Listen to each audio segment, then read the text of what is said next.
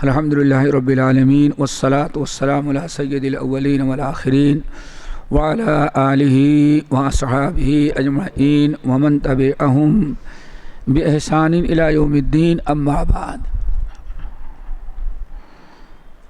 محترم حضرات، عزیز طلبہ، دینی ماں اور بہنوں، بات چل رہی تھی کہ السنت عندنا، سنت میرے نزدیک کس کا نام ہے؟ آثار رسول کا، اور سنہ قرآن کی تفسیر ہے۔ وَأَنزَلْنَا إِلَيْكِ الذِّكْرَ لِتُبَيِّنَ لِلنَّاسِ مَا نُزِّلَ إِلَيْهِمْ۔ یہ آیت نص صریح ہے کہ اللہ تعالیٰ نے نبی علیہ السلام کو قرآن لے کر کے بھیجا، اور قرآن آپ کی ذمہ داری دی کہ لِتُبَيِّنَ لِلنَّاسِ مَا نُزِّلَ إِلَيْهِمْ، جو کتاب ان کے اوپر نازل کی گئی ہے اس کا بیان، اس کی وضاحت، اس کی تفسیر آپ بیان کر دیں۔ یعنی نبی علیہ السلام قرآن کی وضاحت، تفسیر بیان کریں گے، اور قرآن نبی علیہ السلام کی حدیث قرآن کی کیا ہے؟ ایک وضاحت ہے۔ اسی لیے ہمارے بعد مشائخ نے بہت بڑی بات کہی، یاد رکھیے گا، کہتے ہیں جب حدیث کا تعلق قرآن سے اتنا گہرا ہے کہ قرآن کے احکام کی وضاحت ہے، تو جس طرح سے قیامت تک قرآن باقی ہے، اسی طرح سے قیامت تک حدیث بھی باقی۔ نمبر 2، جیسے اللہ نے قرآن کی حفاظت کی ہے، اگر حدیث کی حفاظت نہ کرے تو اسلام پورا ادھورا رہ جائے گا۔ اور اس سلسلے میں اگر کوئی بہت اچھی وضاحت آپ لوگ چاہیں تو شیخ الاسلام مولانا ثناء اللہ امرتسری رحمۃ اللہ علیہ کی ایک تو کتاب ہے، اس کو پڑھیں، اور دوسری کتاب بہت اہم ہے شیخ الحدیث مولانا اسماعیل گجران والا کی، اردو میں۔ یہ کتابیں ایسی ہیں جو بڑی تفصیل کے ساتھ وضاحت ہے، اور علامہ البانی رحمۃ اللہ علیہ کتاب تو ہی ہے، حدیث حجت حدیث وغیرہ سب کا ترجمہ ہے، لیکن یہ اردو والوں میں بڑی اہم ہے۔ تو آگے کہتے ہیں وَلَيْسَ فِي السُّنَّةِ قِيَاسٌ، سنت میں عقل نہیں، عقل کا دخل نہیں۔ دیکھیں، جو چیز اللہ کے رسول نے اس وقت بیان کی تھی، قرآن و حدیث کی ہی خوبی ہے، اگر غور کریں گے تو قیامت تک جب بھی کوئی انحراف ہوتا ہے تو پتہ چلتا ہے اس کی پیشین گوئی پہلے سے حدیث میں کی گئی ہے۔ دیکھیں، قرآن میں قیاس اور عقل نہیں دوڑائی جائے گی۔ احمد بن حنبل نے کب لکھا تھا؟ اور آج سارا مسئلہ کس کا ہے؟ رائے پر۔ ہماری عقل قبول نہیں کرتی، اور پھر لاجک، ایک بڑا چکر لاجک ہے، پتہ نہیں کیا چیز ہے، اس کے لاجک کیا ہے، اور لاجک نہیں تو اس میں کوئی ضروری ہے؟ سمعنا و طعنا، سمجھ گے نا؟ یہی تو ہے ایمان والوں کی خوبی، کیا؟ سمعنا و طعنا۔ یہی سمعنا تو ہے لیکن و اطعنا نہیں، گردن جھکا دینا ہے۔ اپنے کان، اپنے علم، اپنی سمجھ، اپنے فہم، اپنی لاجک، ہر چیز کو قربان کر دینے پڑے گا۔ اگر صحیح سند کے ساتھ حدیث ہے یا قرآن پاک کی کوئی آیت آ جائے تو اس میں قیاس نہیں چلے گا، عقل نہیں دوڑائی جائے گی۔ کیوں دوستو؟ اللہ اس کے رسول کے حکم کے سامنے ہماری عقل کی کیا اہمیت ہے؟ ہر ایک کی عقل میں اختلاف۔ اچھا، کمال یہ ہے سائنس کوئی چیز کہتے تو وہاں فوراً عقل قبول کر لیتی ہے، چونکہ سائنسدانوں کا ایک اہمیت اور ایک عظمت، دل میں ایسی بات آ گئی ہے کہ ہاں وہ کیسے غلط ہو سکتی ہے۔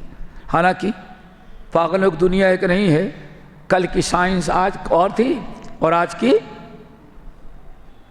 اسے جدید اور قدیم کا چکر وہاں بھی چل رہا ہے۔ قرآن و حدیث کے سامنے عقل نہیں، بالکل آنکھ بند کر کے قبول، سمعنا و اطعنا۔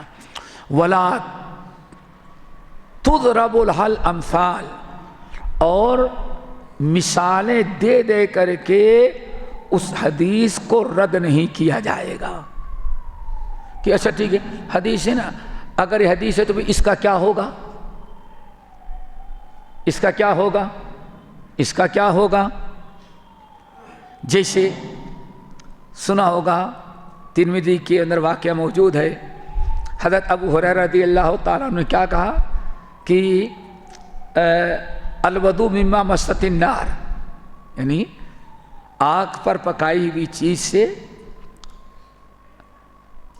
اگر کھا لے تو وضو ٹوٹ جاتا ہے۔ حدیث تھی، گرچہ منسوخ ہو گئی بعد میں جمہور کے نزدیک۔ حضرت ابو ہریرہ رضی اللہ تعالیٰ نے حدیث بیان کی، وہاں عبداللہ بن مسعود بیٹھے ہوئے تھے، عبداللہ بن عباس یہی تھے نا۔ کہا اچھا انسان ہوتا ہے نا، اچھا تو آپ تیل لگائیں گے تب کیا ہوگا، گھی کھائیں گے تب کیا ہوگا، گھی تو پکلایا دودھ پکایا جائے گا پھر گھی نکلے گا تب تو ہوگا نا بھائی، اور تیل جو چیز ہوگی پہلے اس کو کیا کہتے ہیں کچھ بھاپ دی جاتی ہے، وہ پکتا ہے تو پھر اس سے رس نکلتا ہے، تو کیا کریں گے تیل لگائیں گے تو لگائیں گے، پھر وضو ٹوٹا پھر غسل کریں گے پھر تیل لگائیں گے، ایسے کچھ سالے دی۔ سبحان اللہ، اچھا کمال ہے، یہیں تک حدیث بیان کرتے ہیں لوگ۔ کیوں؟ ہمارے بر صغیر میں نہیں پوری دنیا کو سنا، ہمارے یہاں ہندوستان کا جو مسئلہ ہے بر صغیر کا، کار ہندیہ کا، کہ بڑی حجت بازی ہوتی ہے نا، مثال دینی یہ ایسا ہے تو ایسے ہو جائے گا، یہ ایسا ہے تو کیسے ہو جائے گا۔ تو ہمارے یہاں ایک اصول گڑھا گیا ہے، اصول فقہ میں ایک اصول، اور یہ گڑھا گیا تھا عرب میں خراسان میں، اور عمل کیا گیا کہاں، ہندوستان میں، ہندوستان مراد بر صغیر۔ کہتے ہیں جو حدیث اگر صحابی ایسی حدیث نقل کرے جو فقیہ نہ ہو، اللہ اکبر، جو وصول یاد آیا مجھے، تم کو یاد ہے؟ ایسی حدیث چاہے بخاری کی ہو مسلم کی ہو، خبر متواتر ہو خبر واحد ہو بہت کچھ ہے، اگر کوئی حدیث ایسی روایت کی گئی کسی فقیہ نے صحابی نے جو صحابی غیر فقیہ تھا، یعنی اس کو فقہ نہیں آتی، بدھو بھولا بھالا تھا بیچارہ، سیدھا سادہ، وہ اگر کوئی ایسی حدیث بیان کرے جو ہمارے کسی امام یا ہمارے کسی مجتہد کے عقل کے یا قیاس کے خلاف ہوگی، اگر کوئی صحابی غیر فقیہ ہے وہ حدیث روایت کرتا ہے اور اس کی روایت کردہ حدیث ہمارے قیاسی مسائل یا ہمارے امام کے قول کے مخالف ہے، تو ہمارے قیاسی مسائل کے ہوتے ہوئے بھی اس صحابی کی حدیث رد کر دیں گے جس حدیث کا راوی غیر فقیہ ہو۔ حضرت ابو ہریرہ کی بہت ساری مرویات بھائیوں کی فقہ کے خلاف پڑتی ہے، تو ان کی روایات رد کرنے کے لیے کیا کہتے ہیں، ابو ہریرہ فقیہ نہیں تھے، اللہ اکبر، ابو ہریرہ غیر فقیہ تھے، اس لیے ابو ہریرہ کوئی روایت اگر ہمارے امام کے ہمارے مجتہد کے قیاس کے خلاف پڑے گی تو امام کے یا مجتہد کے قیاس کو مقدم کریں گے، اور ابو ہریرہ کی حدیث گرچہ سند صحیح ہے لیکن وہ غیر فقیہ صحابی ہیں، ان کی روایت کو رد کر دیا جائے گا۔ آگیا مسئلہ سمجھ میں آ گیا نا؟ یہیں سے دلیل دیتے ہیں، دیکھیں ابو ہریرہ غیر فقیہ تھے، حدیث بیان کر دیا، بھولے بھالے غیر فقیہ تھے بیچارے، کچھ جانتے نہیں تھے۔ عبداللہ بن عباس فقیہ تھے، فوراً ان کی حدیث رد کر دی۔ آئی بات سمجھ میں؟ یہیں تک بیان کر دیتے ہیں، اور اصل کتاب کھول جائے تو کچھ اور نکلتا ہے۔ امام ابن القیم رحمۃ اللہ علیہ اعلام الموقعین میں حدیث رد کرنے کے جو اصول لوگوں نے بنائے ہیں ان میں ایک اصول یہ بھی بتایا ہے کہ اہل بدعہ یا حدیث کے مخالفین جو ہیں ہر حدیث کے اس ٹکڑے کو لے لیتے ہیں جس ٹکڑے سے ان کی بدعت ثابت ہو، باقی ساری حدیث وہ چھوڑ دیتے ہیں۔ پوری حدیث پڑھی جائے تو کچھ مطلب اور ہوتا ہے، لیکن ساری حدیث چھوڑ کر کے وہ ایک جملہ پکڑ لیں گے جس جملے سے ان کی بدعت ثابت ہوتی ہو۔ تو انہوں نے اس طرح سے کیا۔ ابو ہریرہ رضی اللہ تعالیٰ عنہ کو حضرت عبداللہ بن عباس نے ٹوکا اور کہا کہ اچھا یہی تمہارا مذہب ہے؟ تو اس کا مطلب ہے کہ تیل لگائیں تو وضو ٹوٹ گیا، اور پانی ٹھنڈے سردی کے موسم میں گرم پانی سے نہائے تب تو نہاتا رہے گا، وضو ہی نہیں اس کا ہوگا۔ تو کہا کہ یا اخی دیکھو، یا اخی اے میرے بھائی، اذا سمعت حدیثا، جب نبی کی حدیث آ جائے تو اس میں خبردار ایسی ادھر ادھر کی مثالیں دے کر کے حدیث کو رد نہیں کرنا۔ حضرت عبداللہ بن عباس خاموش ہو گئے۔ ای بات سمجھ میں؟ یہاں کیا چل رہا ہے؟ کوئی قیاس یا کوئی اور چیز کے ذریعے حدیث صحیح آ جائے تو اس کو رد نہیں کیا جائے گا، بلکہ قیاس اور عقل کا علاج کیا جائے گا۔ حضرت عبداللہ بن عباس رضی اللہ تعالیٰ عنہ نے جب اس طرح سے جملہ استعمال کیا ابو ہریرہ کی حدیث سن کر کے، تو ابو ہریرہ رضی اللہ تعالیٰ عنہ نے کہا کہ یا آخی، میں خبردار حدیث سنو تو اس کو مثال دے کر کے اور اس کے خلاف کوئی بات کر کے حدیث کو رد کرنے کی کوشش نہیں کرو۔ وَلَا تُدْرَكُ بِالْعُقُولِ، اور حدیث کو عقل سے بھی سمجھنے کی کوشش نہ کرو۔ علم ہے تو علم کی روشنی مفہوم سمجھو، اگر مفہوم سمجھ میں نہیں آتا تو کسی عالم سے سمجھنے کی کوشش کرو۔ اللہ اکبر۔ ہمارے اسلاف شیخ الاسلام مولانا ثناء اللہ امرتسری رحمۃ اللہ نے نام سنا ہے کبھی؟ 1937 کا واقعہ ہے، یہی تقریباً نومبر کا مہینہ تھا۔ امرتسر میں احناف نے، اہل بدع نے عظمت امام ابو حنیفہ کانفرنس کیا۔ عظمت امام ابو حنیفہ 3 دن کی کانفرنس تھی، یکم 9 1 2 3 عظمت ابو حنیفہ رحمۃ اللہ علیہ کانفرنس، اور کانفرنس میں ابو حنیفہ رحمۃ اللہ علیہ کا نام بھی نہیں، صرف اہل الحدیث کو گالیاں پورے کانفرنس میں۔ مولانا ثناء اللہ امرتسری رحمۃ اللہ علیہ سن رہے تھے، ان کے شہر کا تھا، کہیں سن رہے تھے، پوری کانفرنس میں گالیاں۔ آخر میں گالیاں دیتے دیتے ایک مولوی کو بہت جوش میں آیا، اس نے کہا سنو، ہے عظمت ابو حنیفہ کا تھا، ایک وہابی کے سر پر ایک ڈنڈا مارو گے، ایک جوتا مارو گے تو 100 حوریں ملیں گی۔ کتنا؟ اہل حدیث کے سر پر ایک جوتا مارو کسی وہابی کے تو 100۔ تو اس میں ایک نوجوان تھا کمر پہ، وہ للچا گیا، حوروں کے لیے للچا گیا۔ اس نے سوچا ماشاءاللہ کیا فتویٰ، کیا زبردست، ایک جوتا مارنے سے 100 حوریں، تو اگر تلوار سے کسی کو مار دیں گے تو ممکن ہے کہ پوری جنت کی حوریں ابھی کو مل جائے گی اور کسی جنتی کے نصیب میں کچھ نہیں آئے گی۔ اور بیچارہ جوش میں آ گیا، اتنے زبردست کہ بالکل جوش میں آ گیا، اور پھر سوچتا ہے تو پھر کسی عام وہابی کو نہیں ماروں گا، وہابیوں کے سردار ثناء اللہ کو ماروں گا۔ اس نے پلان بنایا اور کڑا سا سمجھتے نا لے کر کے تیار۔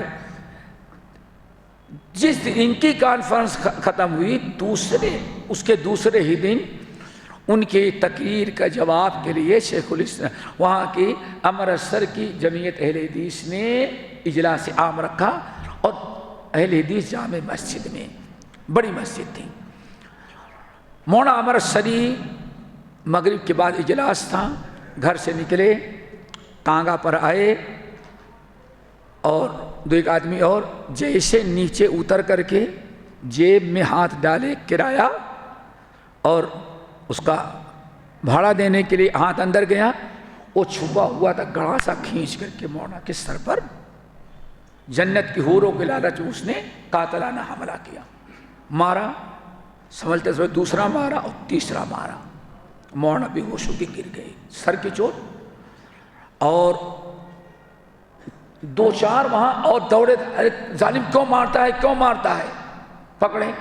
وہاں اور لوگوں نے سمجھا کہ یہ مولانا کے ہمدرد ہیں، اس کو پکڑ رہے ہیں، اور اس کو پکڑتے ہوئے کھینچ کے لے گئے، وہ اس کو بچانے والے تھے۔ لوگوں نے سمجھا کہ اس کو پکڑ رہے، اس کو ڈانٹنے لگے تاکہ لوگ سمجھ جائیں کہ ہاں چور کو پکڑے ہوئے ہیں، اور وہ چھوڑ دے بھگ گیا۔ مولانا عمر شری رحمۃ اللہ علیہ بے ہوش ہو گئے، کانفرنس تو رہ گئی، ہسپتال میں لے گئے، انگریز کا دور تھا، بڑے ہسپتال میں داخل کیا گیا۔ ہسپتال میں داخل کرنے کے بعد بہرحال ٹانکے وغیرہ لگائے گئے، آواز جیسے اتنی ٹیکنالوجی تھی نہیں۔ مولانا کو ہوش آیا تو دیکھا تو ہسپتال میں ہے اور پورا لہو لہان زخمی، بہرحال بڑی طویل داستان ہے۔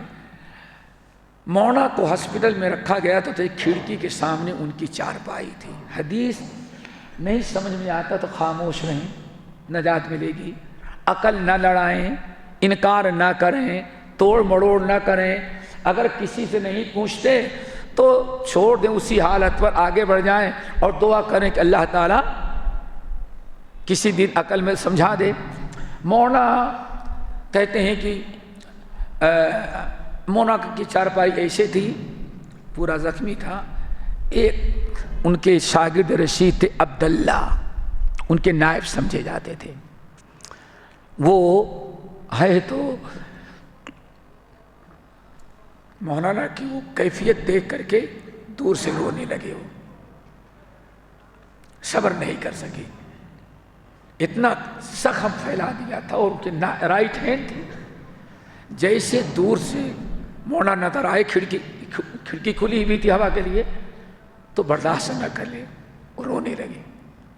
ان کے شاگرد مولانا کے قریب پہنچتے ہوئے ان کی آواز نکل گئی، وہ بات نہیں کر پا رہے تھے، لیکن جب ان کو وہ بیٹھے تو تسلی دی، تو کہنے لگے کہ حضرت آپ کو اتنا زخم، یہ تو ناقابل برداشت، اس میں تکلیف آپ کو ہوگی۔ اللہ روتے ہوئے عبداللہ ثانی رحم کرتے ہیں، اور مولانا عمر شری نے بولا ادھر آؤ، ادھر آؤ، ادھر آؤ۔ آئے تو کہا، ہاتھ ایسے پکڑا، ایسے پکڑا، جیسے چٹکی لینا کہتے، کیا کہتے ہیں، ایسے پکڑا، کہا کچھ درد ہے، کہا درد کیا ہے، بس اتنا درد معلوم پڑا ہے کہ آپ نے میرا تھوڑا سا چمڑا آپ نے پکڑ لیا ہے بس۔ کہا کہ میں نے 3 مرتبہ حدیث پڑھی، فلاں سے پڑھی، دیوبند جا کر کے شیخ الہند مولانا محمود حسن دیوبندی سے پڑھی، پھر آخر میں شیخ الکل میاں نذیر حسین محدث دہلوی رحمۃ اللہ علیہ کے پاس آئے، ان سے پڑھی حدیث، 3 استاد نے حدیث پڑھی، لیکن حدیث سمجھ میں نہیں آتی تھی، حدیث سمجھ میں نہیں آتی تھی۔ لیکن ہم اللہ تعالیٰ کا شکر ادا کر رہے ہیں کہ اس قاتل نے ہمیں ایک حدیث کا معنی اور مفہوم سمجھا دیا۔ 3 بڑے بڑے علماء محدثین، شیخ الکل میاں نذیر حسین محدث دہلوی جیسے انسان سے حدیث پڑھی 3 مرتبہ، 3 محدثین تھے، لیکن حدیث کا معنی نہیں سمجھ آتا تھا، خاموش رہتا تھا۔ دیکھیں اتنا بڑا شیخ الاسلام حدیث خاموش ہے، رد نہیں کرتا۔ آج نہیں اللہ تعالیٰ کا سمجھا دے گا، کسی عالم سے ملاقات کریں گے، پوچھیں گے تو سمجھ میں آ جائے گی۔ اتنا کہنے لگے تو ان کے نائب رائٹ ہینڈ مولانا عبداللہ کہتے ہیں، میں تو میرے آنسو نہیں بند ہو رہے تھے، اور اس قدر ان کو مولانا کی تکلیف دیکھ کے برداشت نہیں ہو رہا تھا، اور مولانا مجھ کو حدیث سمجھا رہے۔ کہتے ہیں میں نے پوچھا استاد کون سی حدیث تھی؟ کہا کہ حدیث ہے کہ جب اللہ تعالیٰ کے راہ میں شہید پر حملہ ہوتا ہے اور دشمنان مجاہد کو پر تلوار چلاتے ہیں تو اللہ رسول نے فرمایا دیکھنے والوں کو تکلیف ہوتی ہے، لیکن جو اللہ تعالیٰ کے راہ میں زخم پہنچتا ہے، تیر تلوار لگتے ہیں، چیونٹی کاٹنے میں جتنی تکلیف ہوتی ہے شہید کو اتنی بھی تکلیف نہیں ہوتی۔ حدیث آ گئی ہوگی۔ کہتے ہیں 3 تیر استاد نے پڑھا، حدیث سمجھ میں نہیں آئی، لیکن جب ہم کو اس ظالم نے قتل کرنا چاہا، گڑاسا مارا، اب ہمیں حدیث کا مفہوم سمجھ میں آیا، اس پر ہم اللہ تعالیٰ کا شکر ادا کر رہے ہیں کہ ایک حدیث جو معنی جو زندگی بھر نہیں سمجھ میں، آج ہمیں اس سمجھ میں آ گیا۔ دوستو ایک مثال میں نے دی، حدیث سمجھ میں نہیں آیا تو کیا کریں؟ آپ گزر جائیں، صبر کریں، انتظار کریں۔ واللہ کتنے یہ دروس تیار کرنے میں کبھی کوئی حدیث ایسی مل جاتی ہے کہ اس کو سوچتا ہوں اللہ اس کی کہیں شرح مل جائے، نہ فتح الباری ملتی ہے، نہ ترمذی ملتی ہے، نہ فیض القدیر میں ملتی ہے، نہ تحفۃ، کہیں نہیں ملتی، آخر میں خاموش ہو جاتے ہیں۔ اللہ تعالیٰ سے دعا کرتے ہیں کہ اللہ تعالیٰ اس حدیث پر ذرا ہم درس دینا چاہتے ہیں لیکن یہ حدیث سمجھ میں نہیں آ رہی، تو واللہ اگر نیت صاف ہو تو اللہ تعالیٰ کسی نہ کسی طریقے سے راستہ بتا دیتا ہے۔ کبھی خواب میں آتا کہ فلاں کتاب کھولو، واقعی جب کتاب کھولا تو اللہ ویسے ہی پا گیا جیسے ہی خواب میں دیکھا تھا۔ تو انسان حدیث کو رد نہ کرے، یہ میں اپنا تجربہ بتا رہا ہوں، کیوں بہت ساری حدیثیں ایسی ہیں جن کی شرح کتب حدیث میں نہیں موجود ہے، اب اس حدیث کا شرح کرنا معنی سمجھنا بہت مشکل ہوتا ہے، تو ڈھونڈتے رہتے ہیں، نوٹ کر لیے، ڈھونڈتے رہتے ہیں، سوچتے رہتے ہیں، تو کہیں نہ کہیں کوئی نہ کوئی راستہ اللہ تعالیٰ نکال دیتا ہے۔ تو حدیث اگر سمجھ میں نہ آئے تو انکار نہ کریں، علماء سے پوچھ لیں، اگر نہیں سمجھ میں آتا شرح دیکھ لیں، اگر شرح نہیں تو گزر جائیں، اللہ تعالیٰ سے دعا کرتے رہیں کہ اللہ تعالیٰ اس کے سمجھ کوئی راستہ ہموار کر دیں۔ رب زدنی وقل رب زدنی علما، اور میں یرید اللہ بہ خیرا یفقہہ، کوئی نہ کوئی راستہ اللہ تعالیٰ نکال دیتا ہے۔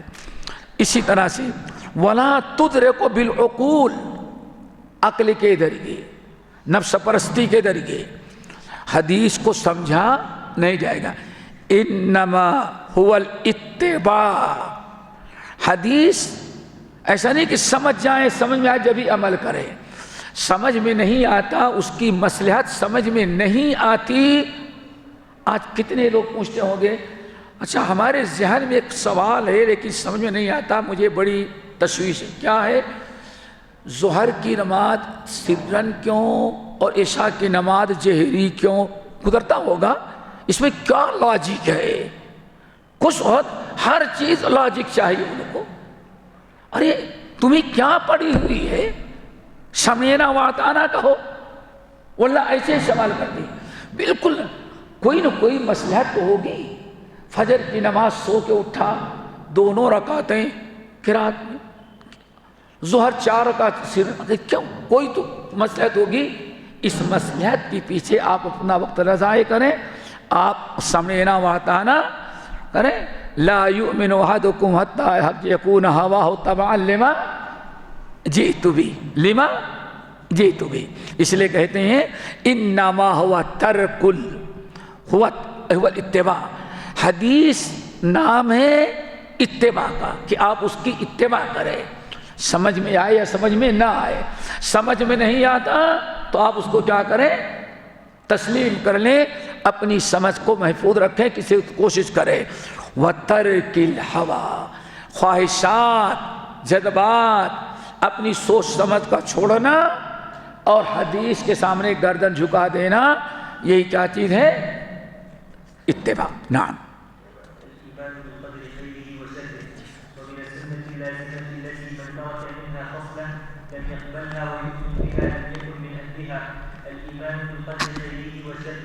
والتصديق بالأحاديث فيه والإيمان بها لا يقال لما ولا كيف، إنما هو التصديق والإيمان بها، ومن لم يعرف تفسير الحديث ويطلبه عقله فقد كفي ذلك وأحكم له، فعليه الإيمان به والتسليم له، مثل حديث الصادق المصدوق ومثل ما كان مثله في القدر ومثل أحاديث الرؤية كلها وإن نهت عن الأسماع مستوحشا منها المستمع وإنما عليه الإيمان بها وألا يرد منها حرفا واحدا وغيرها من الأحاديث المأثورات عن الثقات وألا يخاصم أحدا ولا يناظره ولا يتعلم الجدال فإن الكلام بالقدر والرؤية والقرآن وغيرها من السنن مكروه ومنهي عنه لا يكون صاحبه وإن أصاب بكلامه السنة من أهل السنة حتى يدع الجدال ويسلم ويؤمن بالآثار. نعم اللہ اکبر. اب یہاں من السنت سنت من السنت اللازمہ، وہ سنت جس پر ایمان اور یقین رکھنا ضروری ہے، وہ سنتیں جن میں سے کسی ایک کا ترک جو ہے کفر ہے. ان سنتوں میں سے ایک سنت کیا ہے؟ ایمان بالقدر. یہاں سنت سے مراد وہ نہیں ظہر کے پہلے 4 سنت، اور سنت سے مراد کیا ہے؟ شریعہ، اسلام، شروع چلا طریقہ، سمجھ گئے نا؟ تو ایسے سنت کا لفظ استعمال کیا جاتا ہے دونوں کے اندر، سمجھ گئے نا؟ جب تک اس کو قبول نہ کر لیں اور اس پر ایمان نہ لا لے، جزم و یقین نہ ہو جائے اور ایک حرف انکار کر دے تو انسان کفر میں چلا جائے. ان سنتوں میں سے ایک سنت یا ایک طریقہ، ایک چیز کیا ہے؟ ایمان بالقدر ہے. ایمان بالقدر پر ایمان رکھنا، یہ ارکان ایمان کتنے ہیں؟ 6. ان تؤمن باللہ وملائکتہ وکتبہ ورسلہ والقدر خیرہ وشرہ. تقدیر پر ایمان ہو، چاہے ہماری عقل قبول کرے یا عقل قبول نہ کرے، ہمارے سمجھ میں آئے یا سمجھ میں نہ آئے، خاموش کے ساتھ ہر قسم کے تقدیر پر ایمان رکھنا ضروری ہے. اور اگر کبھی شک آئے ہو، پیدا ہو، تو اپنے سے کچھ فیصلہ کرنے کے بجائے آپ اپنے شک کو دور کرنے کے لیے اہل علم کی طرف رجوع کریں، جیسے قرآن و حدیث کا حکم ہے. ابن الدیلمی رحمۃ اللہ سنن ابی داؤد وغیرہ کی روایت، ابن الدیلمی کہتے ہیں، تابعی ہیں، کہتے ہیں میرے دل و دماغ میں ایک مرتبہ جب فتنے تقدیر، سب سے پہلے فتنہ یہی ہے نا انکار تقدیر کا. ایک عیسائی کہا میں مسلمان ہو گیا، مسلمان نہیں ہوا تھا، اور وہ کفریہ شرکیہ عقیدہ رکھتا تھا. کلمہ پڑھ کر کے اس نے اپنے آپ کو مسلمان ظاہر کیا اور تقدیر کے مسئلے میں شکوک شبہات پیدا کرنا شروع کیا. تو ابن الدیلمی جب کوئی بات عام ہونے لگتی ہے تو آدمی کچھ نہ کچھ شکوک شبہات میں مبتلا ہو جاتا ہے. اس کا علاج میں نے کہا خاموشی ہے اور علماء کی طرف رجوع کرنا ہے. ابن الدیلمی کے دل میں شکوک شبہات آیا، انہوں نے اپنا شک شبہ دور کرنے کے لیے سب سے پہلے علماء کو تلاشا. سید القراء ابی بن کعب رضی اللہ تعالیٰ عنہ کے پاس گئے. دیکھیں سیدھا سادہ جو اسلام تھا، کتنا امن و امان کا، سکون کا، یہ تسلیم کر لے تب، دل زیغ سے پاک ہو، قلب سلیم ہو. تب گئے ابی بن کعب کے پاس، کہتے ہیں حضرت میں اپنے دل میں تقدیر کے متعلق کچھ آج کے اسلام میں کچھ ڈاؤٹ ہم کو ہو گیا ہے. ڈاؤٹ بولتے ہیں نا، کچھ ڈاؤٹ ہو گیا ہے. کہا کیا ہے؟ کہا ایسے ہو رہا ہے. اللہ اکبر. ابی بن کعب نے کہا یہ احد پہاڑ نظر آ رہا ہے نا؟ کہا ہاں. کتنا لمبا احد پہاڑ ہے، کتنا لمبا، کتنا چوڑا، کتنا وزن. آپ نے فرمایا سن لے، اللہ کی قسم لو انفقت مثل احد ذهبا، اگر تم سونے اور چاندی اس احد پہاڑ کے برابر سونا ختم صدقہ کر دو. لو انفقت مثل احد ذهبا، اگر اس احد پہاڑ کے برابر سونا بھی تو اللہ تعالیٰ کے راہ میں صدقہ کر دے، لم یقبل، اللہ تعالیٰ تیرا صدقہ قبول نہیں کرے گا، حتیٰ تؤمن بالقدر خیرہ و شر، جب تک کہ خیر و شر پر تیرا یعنی خیر و شر کی تقدیر پر ایمان نہ ہو. کیا مطلب تھا؟ وسواس نکالو، یہ شیطان وسوسہ ڈال رہا ہے، سمجھ میں نہیں آتا تو کم سے کم سمجھو ہاں اللہ اس کے رسول کا یہی فرمان ہے. کہتے ہیں وہاں سے اٹھا تو سوچا اور جاتے ہیں کہیں. عبداللہ بن عباس کے پاس گئے، مسعود کے پاس. عبداللہ بن مسعود دوسرے صحابی کے پاس گئے، وہاں گئے، کہا حضرت ذرا بتائیں ہمیں یہ تقدیر کے مسئلے میں تھوڑا سا کچھ دل میں ڈاؤٹ پیدا ہو رہا ہے، تھوڑا سا، انکار نہیں کر رہے ہیں، ڈاؤٹ ہے. کہا اچھا سنو، تقدیر پر ڈاؤٹ ہو رہا ہے؟ کہا یہ احد پہاڑ نظر آ رہا ہے؟ اللہ اکبر کرو، یہ احد پہاڑ نظر آ رہا ہے؟ کہا کہ ہاں. کہا اللہ کی قسم لو انفقت مثل احد ذهبا، اگر احد پہاڑ کے برابر سونا بھی صدقہ کر دے تو اللہ قبول نہیں کرے گا جب تک کہ 100% تقدیر پر ایمان نہ رکھے. کہا الحمدللہ، سیم ٹو سیم جواب وہی ملا. کہا پھر آگے بڑھے، گئے حذیفہ ابن یمان مل گئے، ان سے پوچھا، کہا کہ حضرت آپ ذرا بتائیں ایمان کے بارے میں، مجھے تقدیر کے بارے میں کچھ ڈاؤٹ میرے دل میں ہے. کہا اچھا تقدیر پر تم کو ڈاؤٹ ہے، تم جیسے مسلمان کو؟ کہا کہ ہاں تو شیطان نے پیدا کر دیا ڈاؤٹ. کہا دیکھ یہ احد پہاڑ نظر آ رہا ہے نا، اللہ اکبر، دیکھو کتنی کتنا عبرتناک واقعہ، یہ احد پہاڑ نظر آ رہا ہے. کہا کہ ہاں. کہا آنکھ کھول کر دیکھ لی، لو انفقت مثل احد ذهبا ما تقبل اللہ منک حتی تؤمن بالقدر خیرہ و شرہ. اچھا 3 ہو گئے. کہا کہ پھر گئے زید بن ثابت رضی اللہ تعالیٰ عنہ کے پاس. زید بن ثابت کے پاس، زید بن ثابت رضی اللہ تعالیٰ عنہ کے پاس گئے تو کہتے ہیں میں نے کہا حضرت انی اجد فی شیئا فی القدر، میں یہ کچھ میرے دل میں تقدیر کے مسئلے میں کچھ ڈاؤٹ تھوڑا سا ہو گیا ہے. کہا اچھا تقدیر جیسی چیز پر تمہیں یقین نہیں، کچھ ڈاؤٹ ہے؟ کہا کہ ہاں. کہا کہ انظر یہ احد پہاڑ نظر آ رہا ہے، یہ اس وقت کی بات ہے جو احد پہاڑ مسجد نبوی کے باب المجیدی پہ کھڑے ہوں او تو پورا احد نظر آتا تھا پہاڑ، اور کوئی آبادی ہی تھی نہیں ہمارے زمانے میں، تھی تو اتنی چھوٹی چھوٹی کہ آپ کا قد اونچا ہو اور گھر کی چھت جو ہے وہ چھوٹی ہو بدو کی.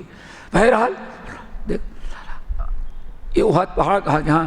کہا اگر احد پہاڑ کے برابر سونا خرچ کر دے گا تب بھی اللہ تیرے صدقے کو قبول نہیں کرے گا جب تک کہ تقدیر پر 100% یقین نہ ہو جائے. کہتے ہیں اللہ نے ان چاروں صحابہ کے جواب کو سن کر کے ایسا یقین کامل پیدا کر دیا کہ پھر کبھی کوئی ڈاؤٹ نہیں آیا.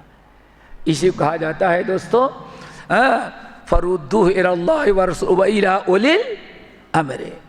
اگر کوئی چیز سمجھ میں نہیں آ رہی تو فَاسْأَلُوا أَهْلَ الذِّكْرِ، اس فیصلے کو لے کے بیٹھ نہ جائیں. یہ آواز کیسے آتی؟ کچھ زیادہ ہو گیا کیا؟ اس فیصلے کو اس فیصلے کو لے کے بیٹھ نہ جائیں، اس ڈاؤٹ کو، بلکہ اس کا علاج کا علماء کی طرف رجوع کرنا اور سب دور ہو جائے گا. عماد الدین واسطی ایک ہیں، واسط کے بہت بڑے عالم، عماد الدین واسطی کہتے ہیں مجھے ایسے شیطان نے چکر میں لیا، ایسے دل و دماغ میں کفر کی، شرک کے وساوس آئے. کہتے میں تنگ آ گیا، جس کے پاس گیا ہم کو کوئی سکون نہ ملا.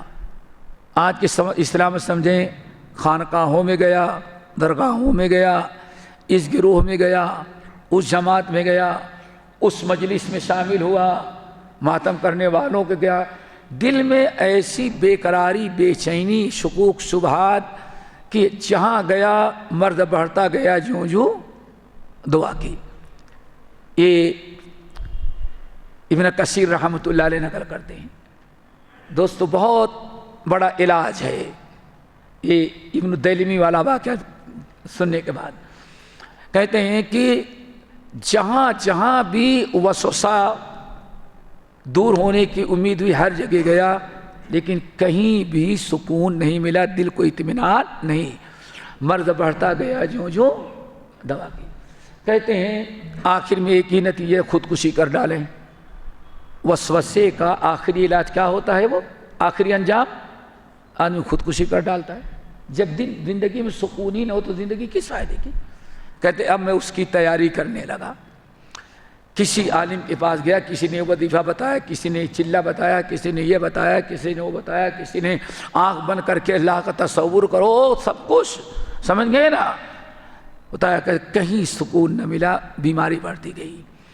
اب بالکل تیاری تھی خودکشی کر ڈالیں، کیوں سکون نہیں زندگی میں تو کیا فائدہ۔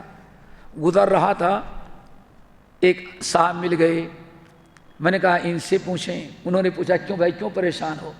کہا میں تو اپنی زندگی سے تنگ آ گیا ہوں، اتنا وسوسہ، اتنے شکوک شبہات میں مبتلا ہو گیا ہوں کہ اب کوئی قرار ہے ہی نہیں زندگی میں، سکون ہے ہی نہیں۔ ہر قسم کا علاج کر ڈالا، ہر عالم کے پاس گیا، لیکن کہیں سکون نہ ملا۔ اب تو زندگی سے میں تنگ آ گیا ہوں۔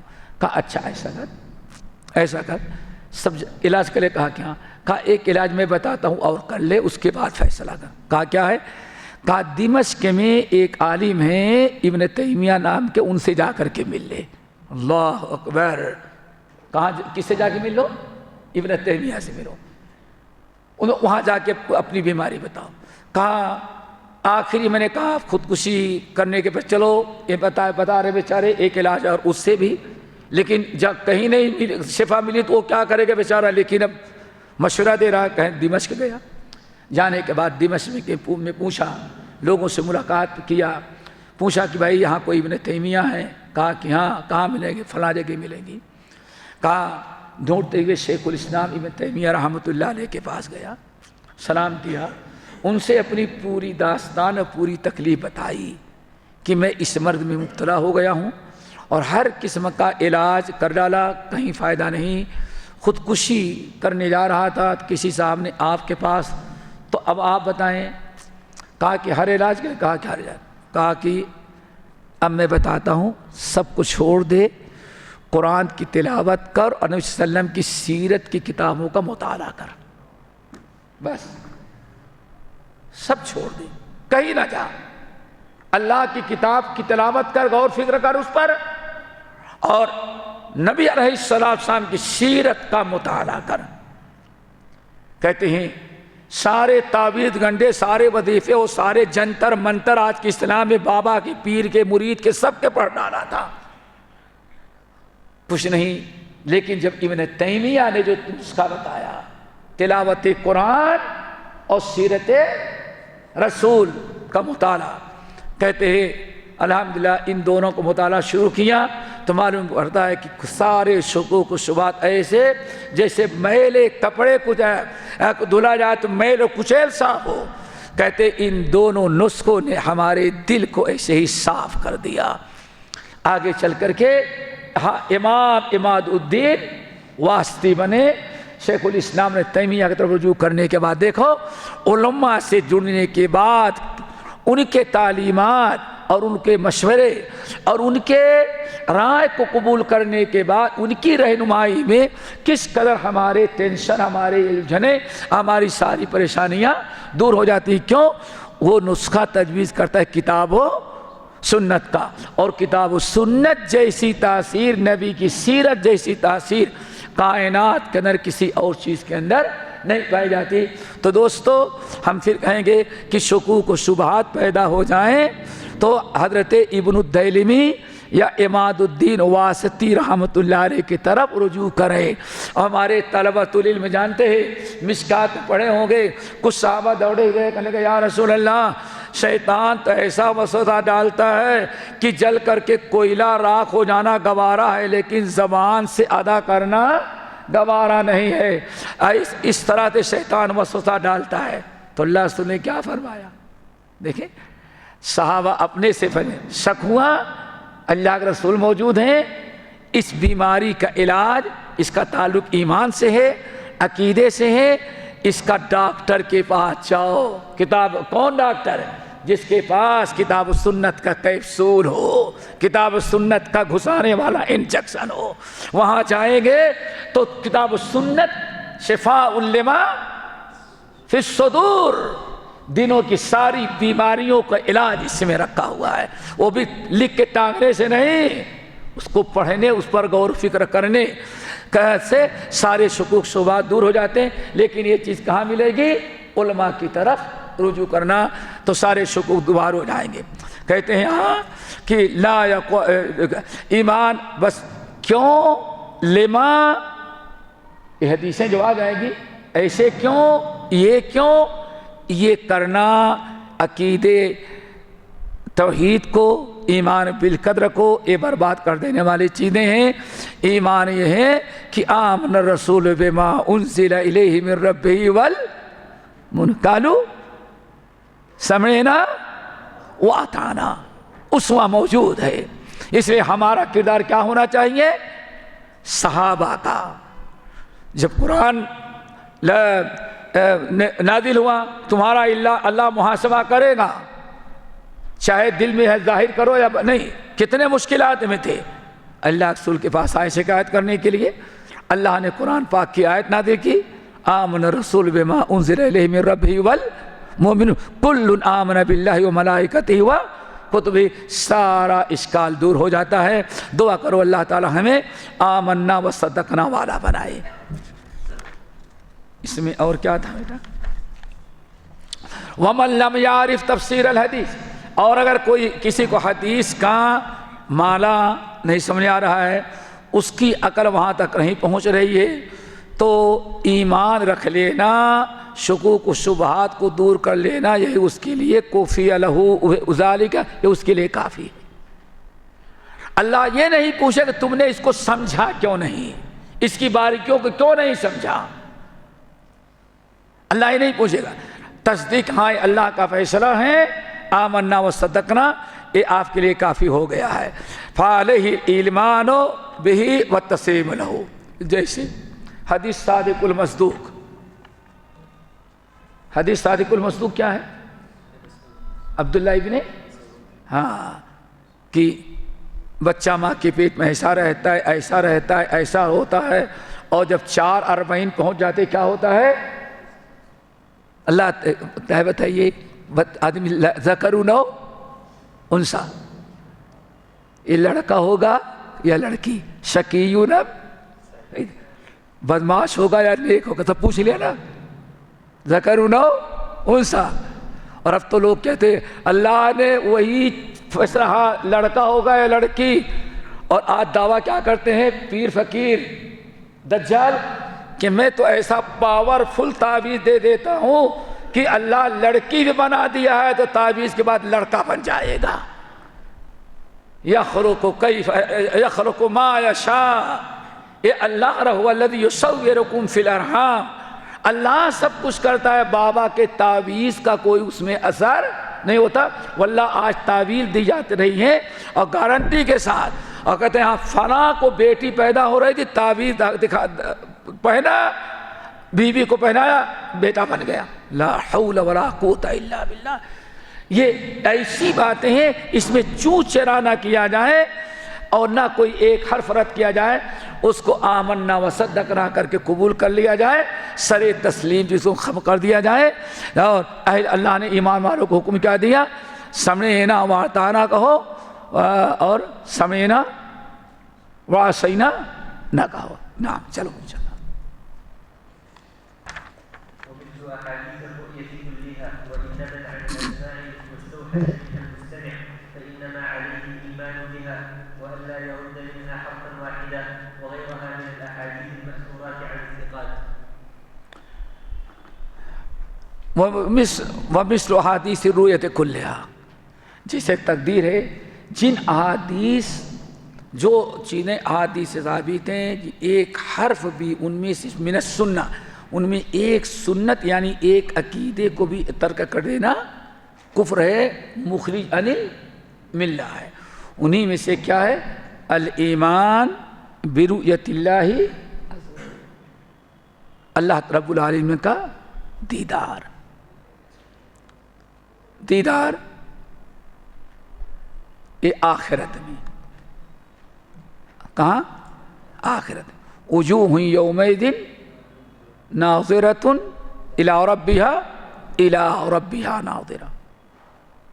ایک دو آیتیں نہیں، بہت ساری آیتیں ہیں اور احادیث بھی ہیں۔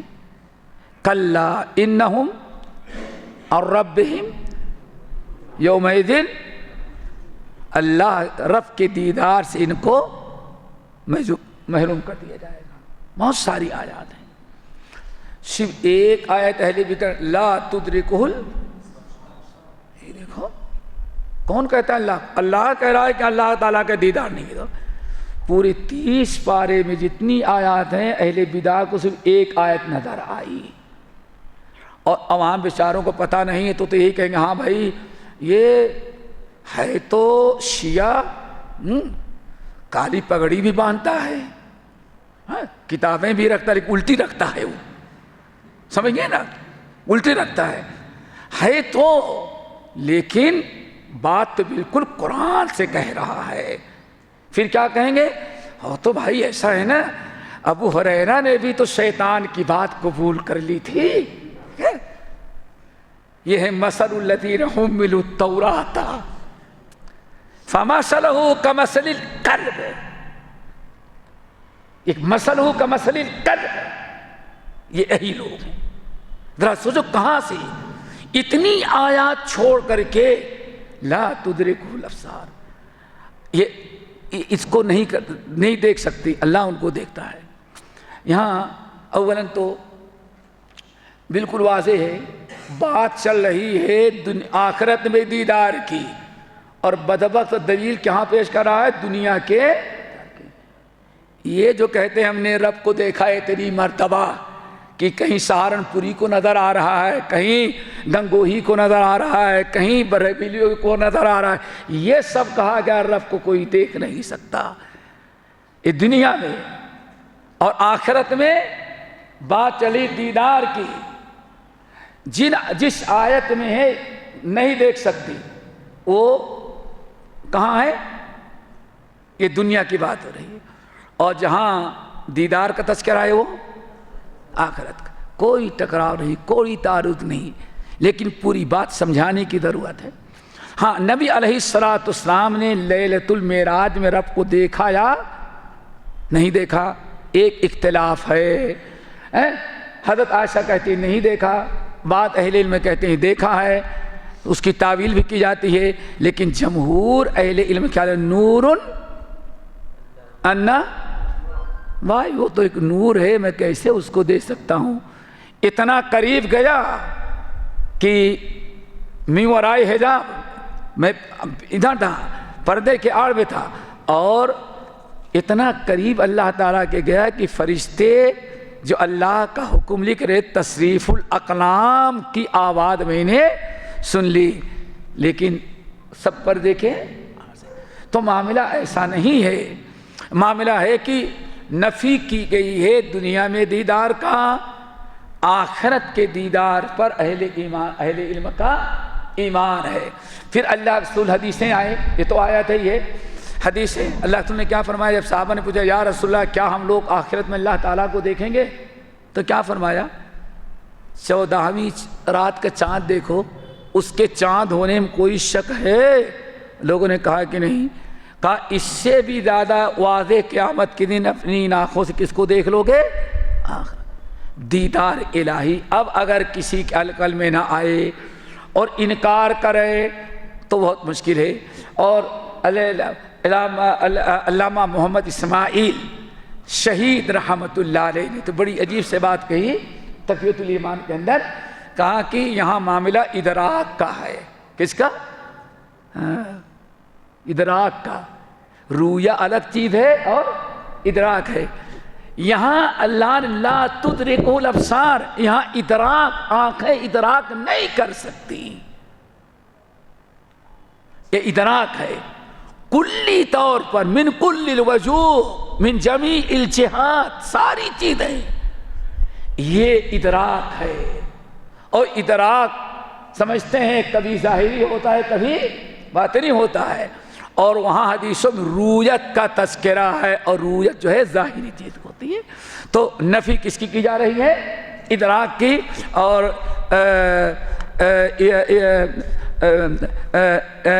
اس کی دیدار آخرت میں یہ اللہ رب نظرت، یہ اللہ رب العالمین کے دیدار ہے، کتاب و سنت سے ثابت ہے. ان میں سے کسی چیز کا انکار کر دینا کلی طور پر کیا جہمیہ کا عقیدہ اور کفر ہے. ولا نخاصم احدا ولا نناظره ولا نتعلم الجدل فان الكلام في القدر والرؤيه والقران وغيرها من السنن مكروه منهي عنه ولا يكون صاحبه ان اصاب بكلامه السنه من اهل السنه حتى يدع الجدل ويسلم ويؤمن بالاثار. وَأَلَّا يُخَاصِمَ أَحَدًا وَلَا يُنَاظِرُهُ. جب اذان کب ہو گیا؟ جب وَلَا يُخَاصِمُ أَحَدًا، اس مسئلے میں کسی سے لڑنے کی ضرورت کیوں؟ لڑائی اس میں جائے جس کے بارے معلوم نہ ہو. جب آپ کو معلوم ہے کہ 5 وقت تک کی نماز فرض ہے، تب کسی سے بحث کرنے کی کیا ضرورت؟ کوئی آ کر کے 7 وقت کی نماز فرض ہے، لڑنے کی چیز ایک متفق علیہ چیز جو ہے، اس کا مطلب اس کا دماغ خراب ہے. پاگل خانے میں بھیجو اس کا وقت کو، اس کے پیچھے اپنا وقت کیوں ضائع کرتے ہو؟ تے مسلمات ہیں، جو مسلمات ہیں ان کے اندر نہ تو جھگڑنے کی ضرورت ہے، نہ مناظرے کی ضرورت ہے، اور نہ جدل و جدال کی ضرورت ہے. فإن الكلام في القدر والرؤية والقرآن غيرها من السنن مکروہ ومنہی عنہا. کہتے ہیں کلام میں تقدیر پر بحث کرنا، رویت پر بحث کرنا، قرآن مخلوق ہے یا غیر مخلوق اس پر بحث کرنا، یہ ایسی مسلمہ سنتیں ہیں کہ قرآن اللہ کا کلام ہے، رویت بالکل مسلم ہے، حدیث متواترات سے احادیث سے ثابت ہے. یہ ساری چیزیں تو کلی طور پر ثابت ہیں، اور یہ ان مسنون سنتوں میں سے ہیں جن پر گفتگو کرنا بھی کیا ہے؟ وہ کراہت ہے. اللہ جیسے قرآن پاک کے اندر منع کہ کب اتنا جانتے ہیں وَإِذَا مَرُّوا بِاللَّغْوِ مَرُّوا كِرَامًا. اور فَأَعْرِضْ عَمَّنْ تَوَلَّىٰ عَنْ ذِكْرِنَا وَلَمْ يُرِدْ إِلَّا الْحَيَاةَ الدُّنْيَا. جب ساری چیزیں ہیں اللہ نے منع کیا ہے بلا وجہ ان چیزوں میں الجھنے اور مسلمات جو ہیں، تو امام احمد بن حنبل رحمۃ اللہ کہتے ہیں ان چیزوں کے پیچھے پڑھ کر کے اپنا وقت ضائع نہ کریں، ان کے پیچھے جا کر کے مناظرہ کریں گے، کہیں ایسا نہ ہو شیطان اس کے زبان سے کوئی ایسی بات نکال دے کہ سننے والا بھی کہنے بھی بات تو اس کی بھی دلیل کیا ہے وہ بس. تو ان تمام چیزوں سے بچنے کے لیے وَإِذَا مَرُّوا بِاللَّغْوِ مَرُّوا كِرَامًا فَأَعْرِضْ عَمَّنْ تَوَلَّىٰ، یا قرآن پاک کے اندر وَلَا تُطِعْ مَنْ أَغْفَلْنَا، یہ ساری آیات موجود ہیں. اور ہمیں ایسے چیزوں سے وَمَا ضَرَبُوهُ لَكَ إِلَّا جَدَلًا، ان تمام چیزوں کی روشنی میں امام احمد بن حنبل رحمۃ اللہ کہتے ہیں بس ان پر ایمان رکھا جائے، یقین رکھا جائے، لوگوں کو دعوت دی جائے، اس پر باقی رکھا جائے، اور اہل باطل سے اس مسئلے میں الجھ کر کے بلا وجہ وقت برباد نہ کیا جائے، یا لوگوں کو شکوک شبہات میں مبتلا نہ کیا جائے. کیوں بحث کر رہے ہیں؟ کچھ اور لوگ موجود ہیں، ہو سکتا ہے شیطان گمراہ کرنے کے لیے کوئی ایسی بات سامنے والے باطل سے نکال دیا کہ وہ ایک آدمی آپ جو حق پر ہے اس کے دل میں اتر جائے اور وہ بھی شک شبہے میں پیدا ہو جائے. تو اس لیے اسلام نے اس سے منع کیا ہے. نعم.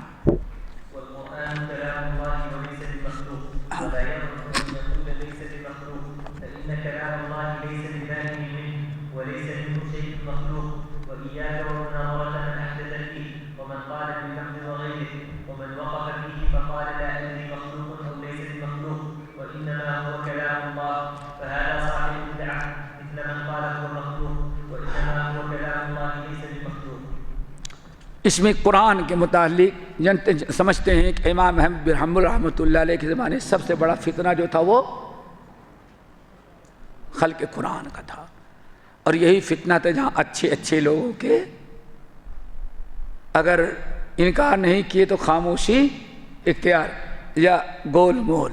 اس لیے کہا جاتا ہے کہ جس طرح سے ابو بکر نے اسلام کی حفاظت کیا یوم ردہ، ویسے ہی اسلام کی حفاظت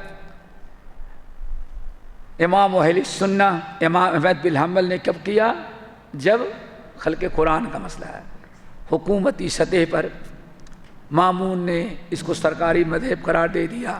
احمد بن ابی دعا جو والذی تولا کبرہ کا، آخرکار اس کا انجام کیا ہوا آپ لوگ جانتے ہیں. بعد میں احمد بن حنبل کو فتح ہوئی، جیل میں گئے، جان کتنے لوگوں کو جانے گئی، لیکن حق غالب آیا. اور جس دن احمد بن حنبل کو خلیفہ کے پاس آرڈر ہوا کہ پکڑ کے لاؤ، احمد بن حنبل رحمۃ اللہ دعا مانگی اللہ اس کے پاس آدھی اور اس کی شکل دکھانے سے ہمیں محفوظ رکھنا. وہ مر گیا اور آخرکار احمد بن حنبل رحمۃ اللہ علیہ کی فتح ہوئی اور قیامت تک لیے خلق قرآن کا مسئلہ ختم ہو گیا. اور ماشاء اللہ احمد بن حنبل کے متعلق آتا ہے، سنا ہوگا، ابن الجوزی نقل کرتے ہیں دعا کرے یہ استقامت ہمارے اور آپ کے سامنے آ جائے، آزمائش کبھی آ سکتی ہے.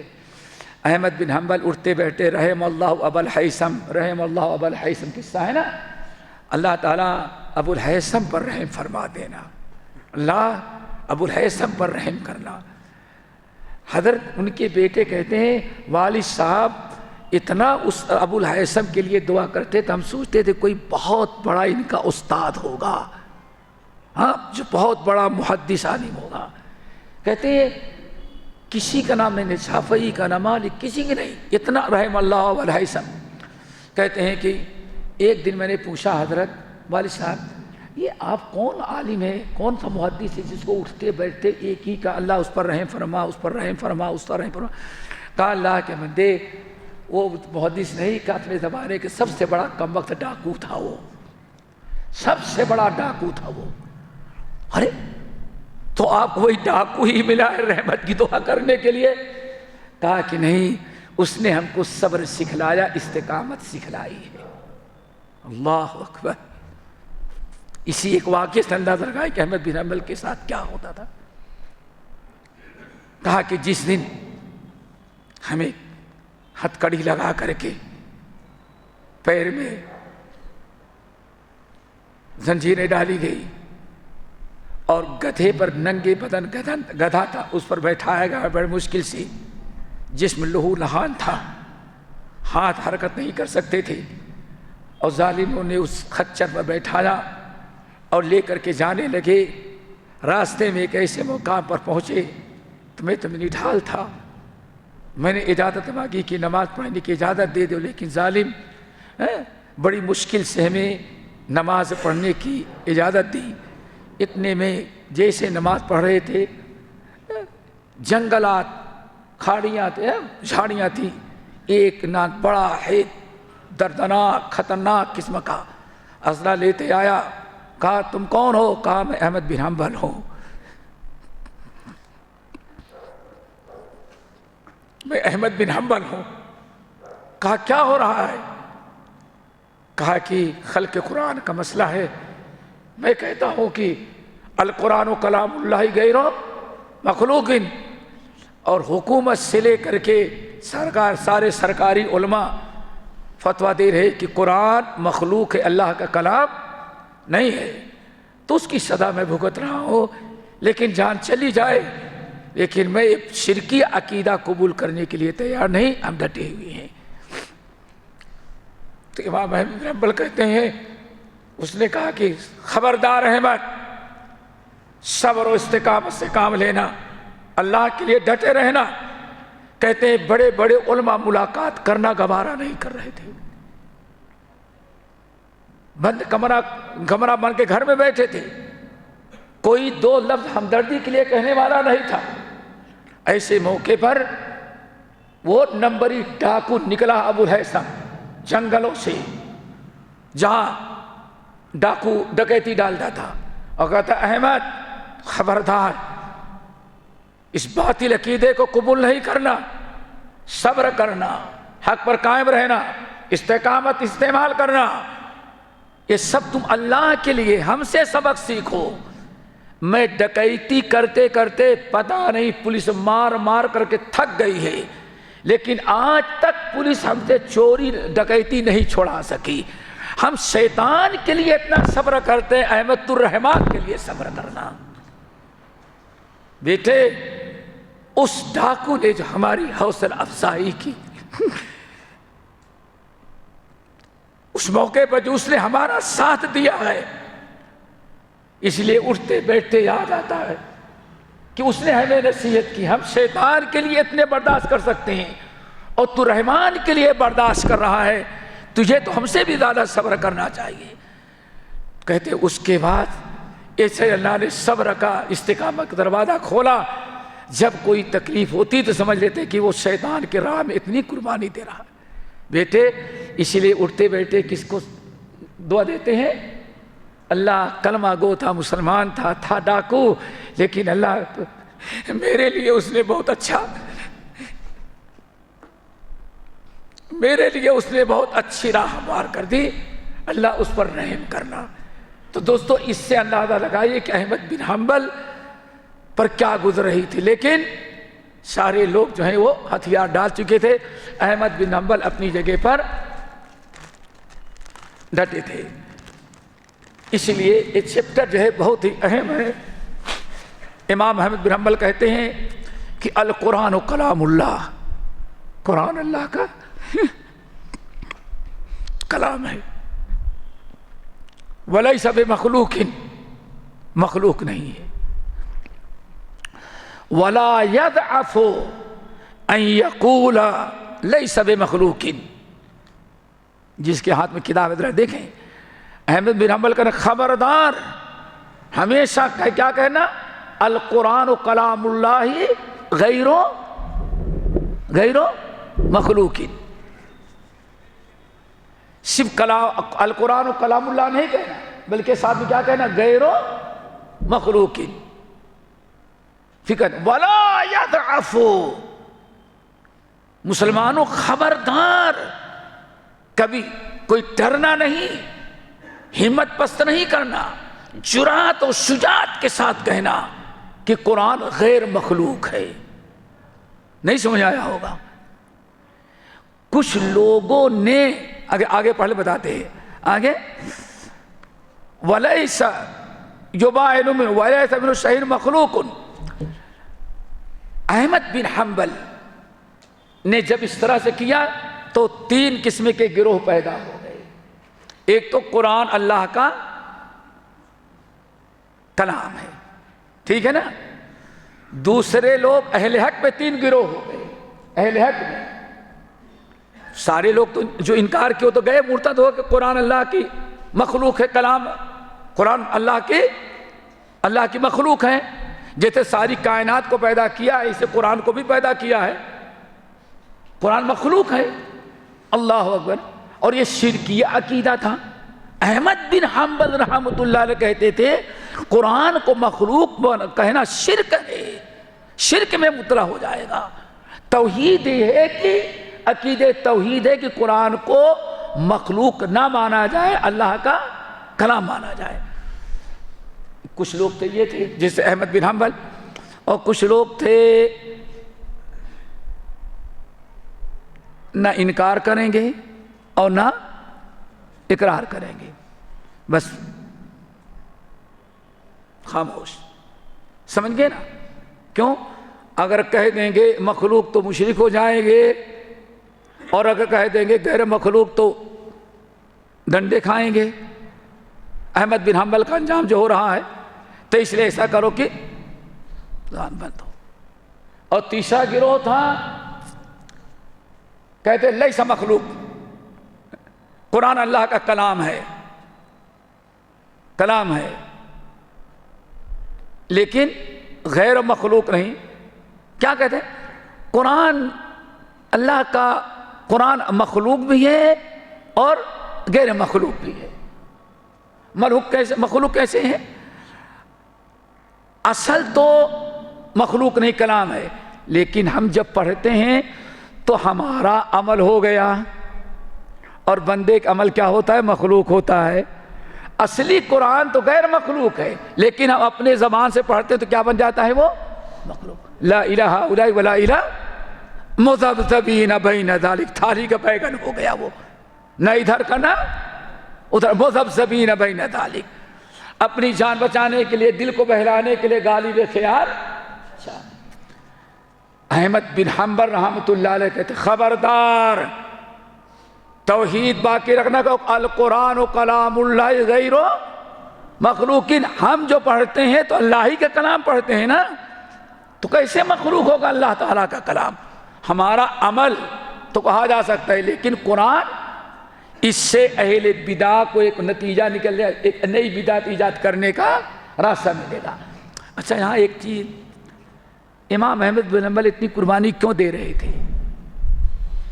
اس کے لیے بڑی ضرورت ہے سمجھنا، کیونکہ ایک سرفرے عالم تھے اور بعد میں ان کو پنڈت کہا جاتا تھا، وحید الدین خان، سمجھ گئے نا؟ بعد میں باقی بھگوا کلر کا کرتا بھی پہنتے تھے، پگڑی بھی باندھتے تھے۔ اللہ نے ثم رددناہ اسفل سافلین، منحرف بے دین انسان، لیکن ان کو بھی کچھ لوگوں نے ہیرو بنایا، سمجھ گئے نا؟ آج سے جب میں مدینہ یونیورسٹی میں پڑھتا تھا، سمجھو آج سے تقریباً 45 سال قبل، الرسالہ اٹھا کر کے دیکھیں، الرسالہ اٹھا کر کے دیکھیں تو اس نے مضمون لکھا تھا کہ قرآن کا مسئلہ اتنا اہم نہیں تھا کہ دیکھا احمد بن حنبل نے بلا وجہ مسئلہ کھڑا کر دیا تھا۔ دیکھا یہ الرسالہ، ایسا انحراف اس شخص کے اندر تھا، حدیث کا انکار، موجودات کا انکار، یہاں تک کہ احمد بن حنبل خلق قرآن کا مسئلہ بھی اتنا اس فتنے کے ذمہ دار کس کو ٹھہرا دیا؟ اور احمد بن دعاد جو تھا اصل، اس کو اسلام کا ہیرو، پاسمان اسلام بنا دیا۔ تو اس لیے یاد رکھنا کہ یہ انحرافات ایسے ہوتے رہتے ہیں۔ احمد بن حنبل بلا وجہ نہیں اڑے تھے۔ اگر قرآن، احمد بن حنبل کہتے عقیدہ ہے، اور یہی پھر امام بخاری رحمۃ اللہ علیہ وغیرہ نے بھی تائید کی، سب لوگوں نے، اور اسی عقیدے کو سمجھا گیا۔ شرک کیسے؟ علم ذرا دیکھیں، کہتے ہیں قرآن اللہ تعالیٰ کے کلام جو مخلوق نہیں ہوتا، کلام صفت ہے، جیسے اللہ ہمیشہ سے ہے، تو اللہ کی صفت ایسا نہیں کہ پہلے نہیں صفت تھی، پہلے بعد میں صفت ہو گئی۔ جیسے شیعوں نے عقیدہ قائم کیا بدو کا، بدو سمجھتے ہیں نا؟ بدو کا شیعوں نے جب کہا جائے کہ آخر قرآن نے کہا ہے اللہ تعالیٰ ابو بکر ایک لقد رضی اللہ عن المؤمنین یبایعونک تحت شجرہ، یہ ساری چیزیں 1400 صحابہ کرام سے اللہ راضی، کہتے ہیں ہاں اس وقت اصل میں اللہ کو یہ نہیں پتا تھا کہ بعد میں یہ مرتد ہو جائیں گے۔ ساری فضیلتیں ہیں اللہ نے بیان کی، لیکن کب کی؟ جب وہ مسلمان تھے، اور ہم بات کرتے ہیں ان کے مرتد ہو جانے کی، نعوذ باللہ۔ اب کہا گیا کہ بھئی اللہ تو عالم الغیب و شہادہ ہے، اللہ جب راضی ہے تو کیسے مرتد ہو، کہے گا وہ کیسے مرتد ہو جائیں گے؟ کہتے نہیں، اللہ کو پہلے معلوم نہیں تھا، بدو کا عقیدہ، یعنی اللہ تعالیٰ کسی چیز کو پہلے سے نہیں جانتا، ہو جانے کے جب وجود میں آتی ہے تب اللہ اس کو جانتا ہے۔ اللہ کو یہ معلوم نہیں کہ آپ چوری کریں گے، اللہ یہ کو معلوم نہیں کہ آپ نماز پڑھیں گے، آپ حج میں جائیں گے، اللہ کو معلوم، جب آپ حج کر لیتے تب اللہ کو معلوم ہوتا۔ بدو کم وقت تو وہ تو تمہارا کالے کپڑے پہنتے پہنتے دل بھی کیا کالا ہو گیا تمہارا. ذرا بتاؤ کہ حج کرنے کے بعد تو پورے شہر کے لوگ سمجھتے کہ حاجی ہو گیا ہے. تو خالق و مخلوق کے لیے فرق کیا رہا؟ تو اب ذرا بتائیں اللہ کے رسول کیا فرمایا؟ اعیذک بکلمات اللہ تامہ. اے اللہ ہم اس بچے کو آپ کے کلمۃ التامہ کے ذریعے شر سے بچنے کی دعا کرتے ہیں. اللہ کے رسول کس سے پناہ مانگ رہے ہیں؟ غیر اللہ سے پناہ مانگنا شرک ہے کہ نہیں؟ کلمات اللہ، اس کا مطلب اللہ کا کلام اگر مخلوق ہو تو آپ مخلوق کو پکار رہے ہیں، مخلوق سے پناہ مانگ رہے ہیں. آئی بات سمجھ میں؟ تو اللہ ایک اسی وقت ہوگا جب کہ مخلوق کو، قرآن کو مخلوق سمجھے، کلام اللہ کو مخلوق سمجھے. تو یہ شرکیہ عقیدہ احمد بن حنبل نے سمجھا اور علماء کے سامنے بات کھل کر کے آئی. تو اس لیے کہا جاتا ہے میرے بھائیوں کہ احمد بن حنبل بالکل برحق تھے. یہ عقیدہ شرکیہ تھا کہ قرآن اللہ کا کہ مخلوق مانی جائے تو مخلوق سے پناہ مانگنا کیا ہے؟ شرک ہے. تو اس لیے امام احمد بن حنبل کیا کہتے ہیں؟ نہیں، پورا کرنا چاہیے. قرآن کلام اللہ غیر مخلوق. ان لوگوں کی تردید گئی جو دو پارٹیاں تھیں، خاموش اور وہ جو کہتے تھے نہیں نہیں وہ بھی حق پر ہیں اور اے بھی حق پر ہیں. اللہ فرماتا فماذا بعد الحق الا الضلال، حق کے بعد تو گمراہی ہوتی، تو دونوں کیسے حق پر ہوں گے؟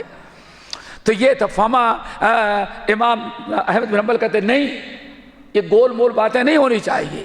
القرآن و کلام اللہ غیر مخلوق، اور اللہ تعالیٰ سے لیس ببائن منہ، اور یہ کلام اللہ اللہ سے جدا نہیں ہے. کیوں؟ کیا مطلب ہے؟ اشریعت اور ماتوریت کا عقیدہ ہے تعدد اسماء تعدد ذات کے متقاضی ہوتے ہیں. یعنی جب صفات کئی ہوں گے تو صفت والا بھی کئی ہوگا. اس لیے کہتے ہیں کہ صفات باری تعالیٰ کا انہوں نے انکار کیا. سمجھ گئے نا؟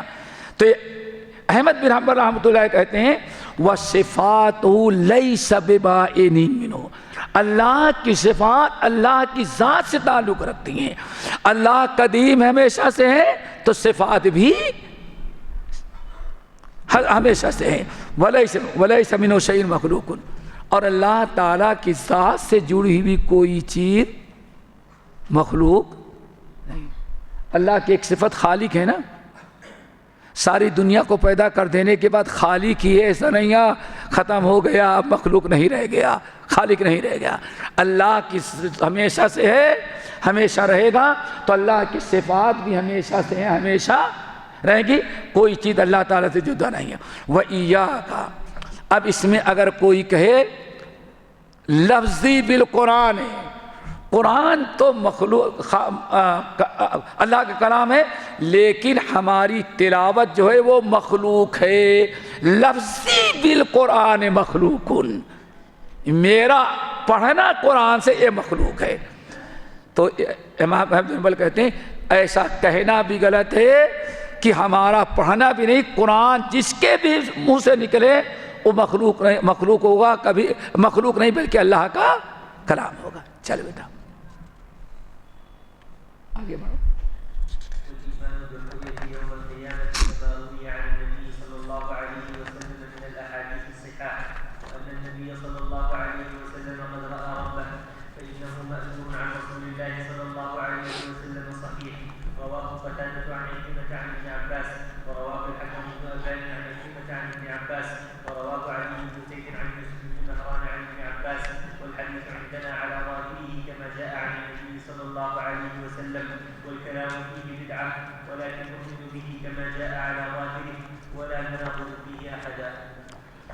اس تفصیل گزر چکی ہے. یہ جو حدیثیں نقل کی گئی رویت باری میں ہم نے کہا عبداللہ بن حدیث متواترہ ہیں اور قرآنی حدیث ہیں کہ رویت باری تعالیٰ آخرت میں برحق ہے. اس پر شک شبہ کرنا یہ کسی ایک کا انکار دے کر دینا انسان کو مخرج عن الملہ چلنا. چلو والإيمان بالميزان يوم القيامة كما جاء يوزن العبد يوم القيامة فلا يزن جناح بعوضة وتوزن أعمال العباد كما جاء في الأثر والإيمان به والتصديق به والإعراض عمن رد ذلك وترك مجادلته. اسی طرح سے ہمارا عقیدہ ہونا چاہیے ایک اہل سنت والجماعت کے حیثیت سے کہ یہ بندوں کے اعمال چاہے نیکیاں ہوں یا برائیاں ایک قیامت کے دن تولے جائیں گے اور تولنے کے لیے ترازو ہوگا. کیا ہوگا؟ اور ترازو والا نہیں ہوگا کہ رکھ دیں اور نمبر آئے. نہیں آتا ہے نا ترازو آج کل, اس پر رکھ دو نمبر آئے کتنے کلو ہے کتنے گرام. نہیں فَأَمَّا مَنْ ثَقُلَتْ مَوَازِينُهُ. اللہ کے رسول نے فرمایا, حدیثوں کے اندر آیا, دو ترازو ہوں گے, دو پلرے ہوں گے اور آدمی کی نیکیاں اور برائیاں وزن کی جائیں گی. فَأَمَّا مَنْ ثَقُلَتْ مَوَازِينُهُ فَهُوَ فِي عِيشَةٍ رَاضِيَةٍ وَأَمَّا مَنْ خَفَّتْ مَوَازِينُهُ فَأُمُّهُ هَاوِيَةٌ. واضح ہے. وَنَضَعُ الْمَوَازِينَ الْقِسْطَ لِيَوْمِ الْقِيَامَةِ لَا رَيْبَ فِيهِ. قرآن پاک کی آیت ہے نا. تو ہمارا اس بات پر ایمان ہو کہ قیامت کے دن اعمال تولے جائیں گے, ترازو بھی برحق ہے, دو پلڑوں کا ہونا بھی ہے. اور اہل بدعت نے یہ کہا کہ بھائی وزن کیسے کیا جائے گا, ترازو کا مطلب حساب کتاب لے لے گا اللہ تعالیٰ, اور نیکیاں کیسے وزن کی جائیں گی. تولی ہو جاتی جو چیز جسمانی ہو. تو پہلی چیز تو یہ آپ ذہن میں رکھیں کہ وزن وَنَضَعُ الْمَوَازِينَ الْقِسْطَ, ہم ترازو رکھیں گے. اللہ تعالیٰ کسی کمپنی کو نہیں دے گا کہ بھائی یہ پاکستانیوں کے اعمال اس کمپنی کو دے وزن کریں, ہندوستانیوں کو دے دیا جائے, جرمنی کی کمپنی کو نہیں دے گا. کمپنی کے لیے مشکل ہے. اللہ فرماتا میں خود ترازو قائم کروں گا. اور اللہ کا معاملہ کیا ہے, اذا اراد شیئا یقول له. اتنا بڑا 7 آسمان بن گیا, 7 زمین بن گئی, یہ پہاڑ قائم ہو گئے, تو ترازو دو پلڑے والی نہیں تیار ہو سکتی. یہ مسئلہ ہے خالق کو مخلوق کے ساتھ نہیں, کسی کمپنی کو دیتا تو ہاں اس کے لیے ترازو قائم کرنا قیامت کے دن مشکل ہوتی. کمپنی والوں کو خود ترازو میں تولا جائے گا. اللہ قیامت کے ترازو قائم کرے گا. یہاں عقل نہ لڑاؤ کہ ارے اعمال کیسے تولے جائیں گے, کس کا ایمان کتنا وزن ہے, سب بیکار سے بات ہے. ہمارا ایمان ہو کہ ہاں ہمارا ایمان, ہمارا عقیدہ, ہمارا عمل, ہماری نیکیاں, ہماری برائیاں, سب کو قیامت کے دن اللہ ترازو ہوگا اور دو پلڑے ہوں گے, ایک میں نیکیاں رکھی جائیں گی, دوسرے میں برائیاں. اس کا وزن ہوگا, اس پر ایمان ہونا چاہیے. آگئی بات سمجھ میں. لیکن روایات سے پتہ چلتا ہے کہ وزن 3 طرح سے ہوگا. اذان کو ہو گیا, بند کر دیں. ہاں 3 طرح سے ہوگا. کتنے؟ 3 طرح سے. نمبر 1, نام اعمال تولا جائے گا. نام اعمال تولا جائے گا. 3 طرح سے وزن کیا جائے گا. ترازو 3 قسم. نمبر 1, آدمی کا نام اعمال.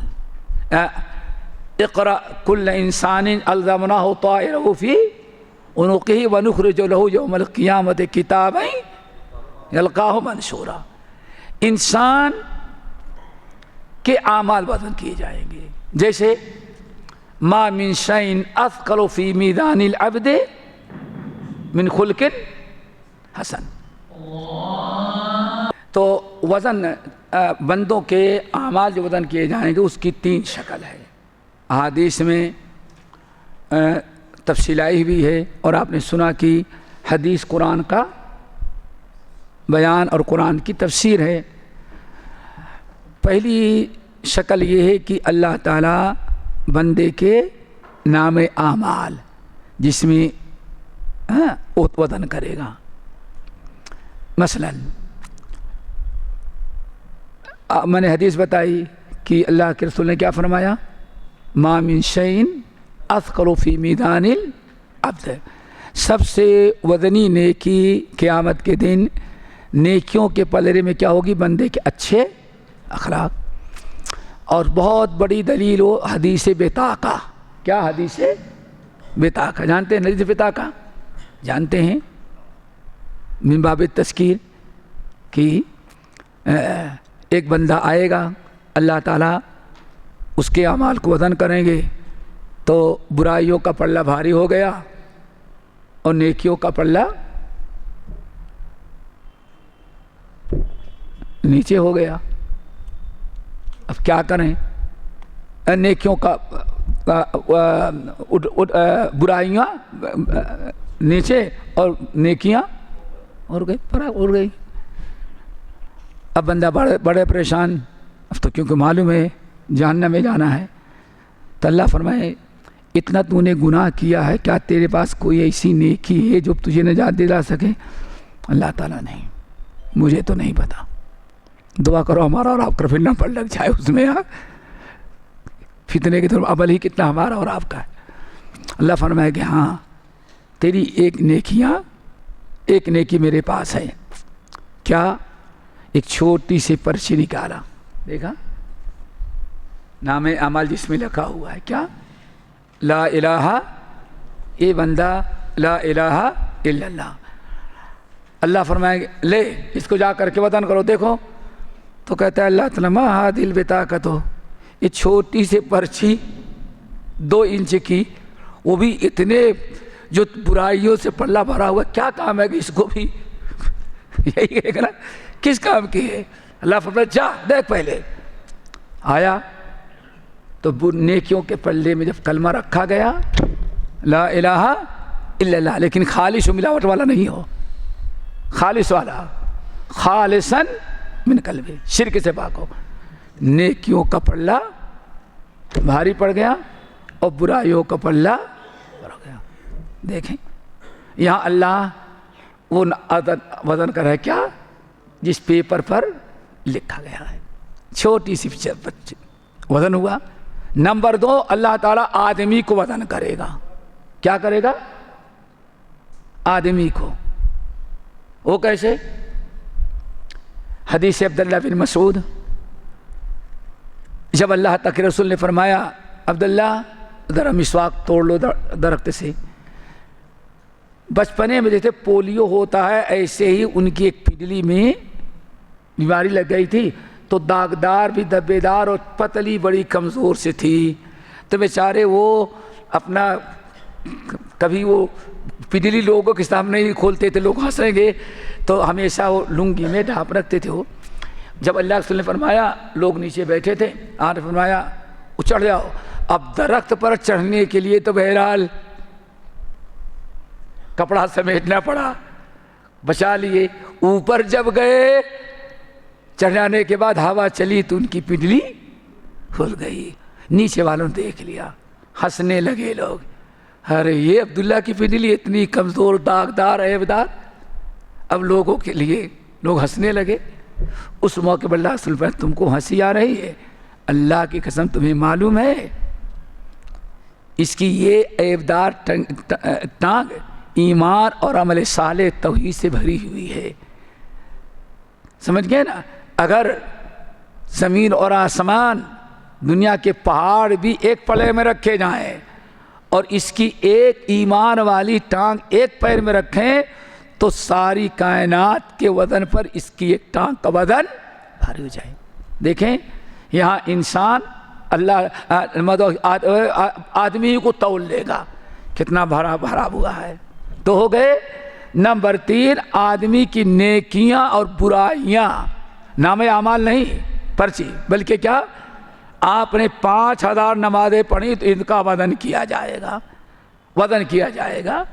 وَنَضَعُ الْمَوَازِينَ الْقِسْطَ لِيَوْمِ الْقِيَامَةِ، یہ 3 طریقے سے میزان قائم کیا جائے گا اور اس طرح سے بندوں کا حساب کتاب لیا جائے گا۔